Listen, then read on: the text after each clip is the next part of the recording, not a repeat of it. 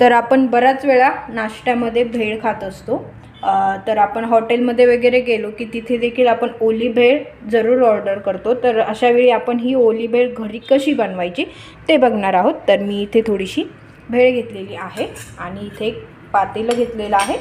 मस्त अशी आपण आता घरच्या घरी ही ओली भेळ तयार करणार आहोत। तर त्यासाठी मी इथे मीडियम साईजचा कांदा जो मी बारीक कट करून घेतलेला आहे, एक मीडियम साईजचा टोमॅटो घेतलेला आहे, तो देखील बारीक कट करून मी यामध्ये टाकलेला आहे। स्वच्छ धुवून त्यातल्या सर्व बिया काढून घेतलेल्या आहेत।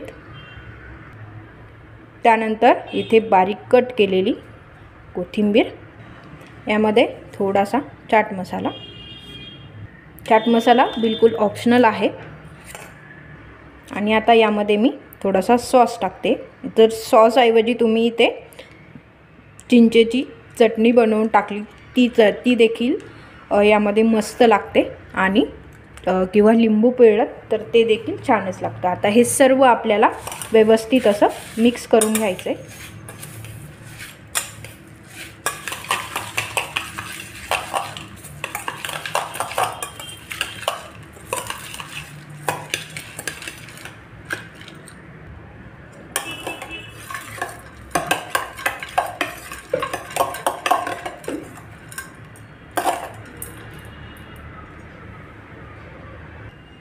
तर अशा पद्धतीने आपली ही भेळ व्यवस्थित अशी मिक्स करून झालेली आहे।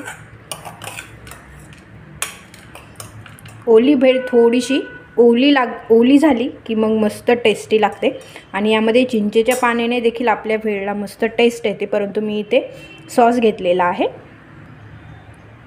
तर अशा पद्धतीने मस्त अशी ही आपली हॉटेलसारखी ओली भेळ तयार झालेली आहे। अगदी 2 मिनिटांमध्ये आपल्याला हे अशा पद्धतीचा नाश्ता नक्की तयार करता येऊ शकतो। तर तुम्ही देखील अशी ओली भेळ नक्की ट्राय करून बघा, आणि तुम्हाला ही भेळची रेसिपी कशी वाटली मला कमेंटमध्ये जरूर कळवा। चॅनलवर नवीन असाल तर चॅनलला लाईक करा, शेअर करा